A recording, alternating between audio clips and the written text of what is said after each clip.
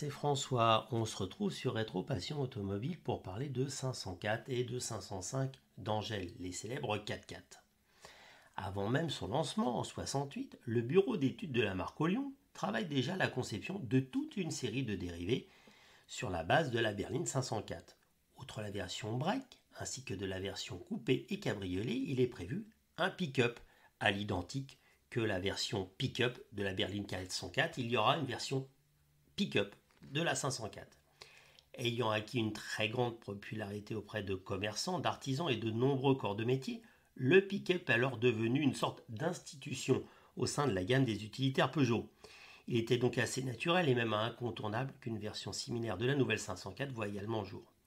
Comme cela est souvent le cas avec les versions utilitaires des voitures de tourisme, les premiers connaissent une carrière parfois bien plus longue que celle des modèles dont ils sont dérivés.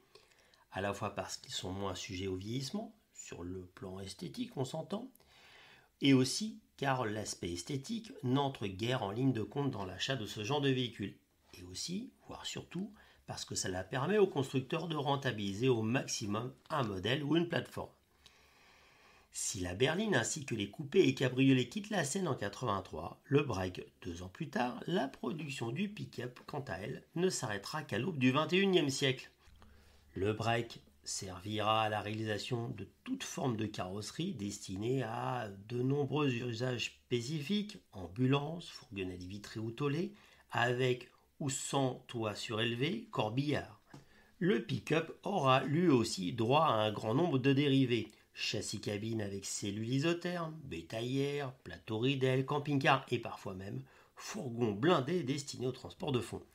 Toutefois, l'un des dérivés les plus originaux mais aussi le plus connu qui sera réalisé sur base de 504 pick-up sera la version tout-terrain à 4 roues motrices, conçue par le préparateur Henri d'Angel.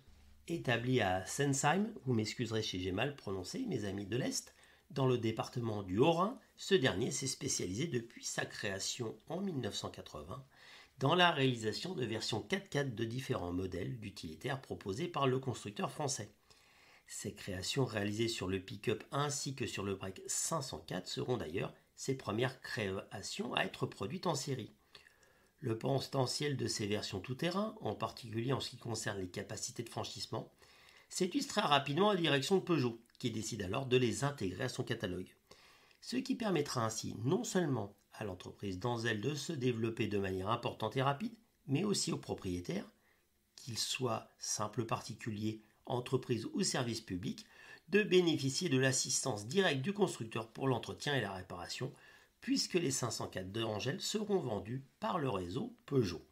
Le pick-up revu par Henri d'Angel se caractérise par une garde au sol rehaussée, des pneumatiques spécifiques, une tôle de protection du bas moteur et du train avant, sans compter l'ensemble des modifications afin de transformer le modèle de série, qui à l'image de la berline qui en est inspirée, est une classique propulsion. C'est pourquoi, afin de pouvoir y installer les éléments mécaniques permettant de le doter de 4 roues motrices et que la structure du pick-up puisse supporter le poids supplémentaire ainsi que les contraintes liées à une utilisation intensive en tout terrain, la voiture est dotée d'un faux châssis pour renforcer la plateforme d'origine, ce qui permet d'éviter ou tout du moins d'atténuer fortement les inconvénients auxquels sont confrontés ce genre de véhicules, tels que les vibrations, contraintes et autres risques de torsion à certains endroits du châssis et de la structure de la carrosserie en utilisation intensive en tout terrain. Outre le montage d'un arbre de transmission spécifique, ainsi que de ponts avant et arrière équipés chacun d'un différentiel à glissement limité, la transformation pour doter le pick-up 504 de la transmission intégrale comporte également une boîte de transfert mise au point par d'Angel, dotée de 2 vitesses spéciales et d'un différentiel verrouillable pour l'utilisation tout-terrain. La direction à crémaillère a également été légèrement repositionnée afin d'offrir un meilleur rayon de braquage, celui-ci se limitant à 5,80 m. Sous son capot, l'acheteur a le choix entre une motorisation essence et une motorisation diesel. La première est un 2 litres de 96 chevaux, donc pour l'essence, et le deuxième un 2,5 litres de 76 chevaux. Un nouveau moteur essence, à la cylindrée identique mais à la puissance portée à 108 chevaux, fera également son apparition au cours des années 80. La boîte est à 4 ou 5 vitesses en fonction de la version de 504 qui est utilisée comme base.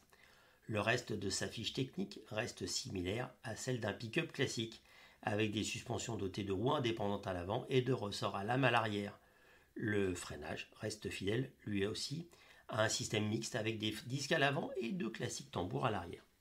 Si l'habitacle reste très proche de celui de la version à 2 roues motrices, Dangel et Peugeot proposent également un certain nombre d'équipements permettant aux propriétaires de personnaliser leur véhicule afin de répondre au mieux à l'usage qu'ils souhaitent en faire. Parmi ceux-ci, on retrouve des crochets d'attelage, un treuil électrique, un phare orientable à poser sur l'aile avant, des bavettes de protection, un pare-buffle grillagé au niveau des phares et de la calandre, ainsi que des protections similaires pour les feux arrière. Des pare-chocs renforcés aussi, des jantes spécifiques à 8 branches, ainsi que pour le pick-up, un arceau fixé derrière la cabine. Après la fin de la production du Break 504, Dangel réalisera aussi la même transformation sur son remplaçant, le Break 505. Ce dernier deviendra lui aussi un véhicule fort prisé par les gardes forestiers, les pompiers et les gendarmes travaillant en zone rurale. Ils furent même utilisés comme chasse-neige d'appoint dans les stations de ski des Alpes et des Pyrénées, ou encore comme véhicule d'assistance dans les grands raids, dans le célèbre Paris-Dakar et même en concurrent bien sûr du Paris-Dakar, sans compter l'armée française qui utilisera aussi beaucoup ce vrai 4x4 français.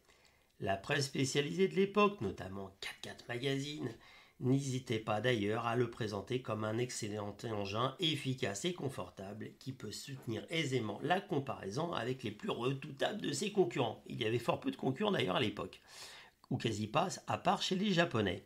Par la suite, outre les 504 et 505, Dangel exercera également ses talents sur la plupart des utilitaires en tout genre produits par le groupe PSA, qu'il s'agisse des Citroën C15 et C25, Berlingo et Jumper, des Peugeot J5, Partner et Boxer, étendant même sa production à partir des années 2000 aux utilitaires produits par des constructeurs étrangers comme l'Opel Combo et le Toyota ProAce, qui sont un peu les petits cousins des utilitaires Peugeot éponymes.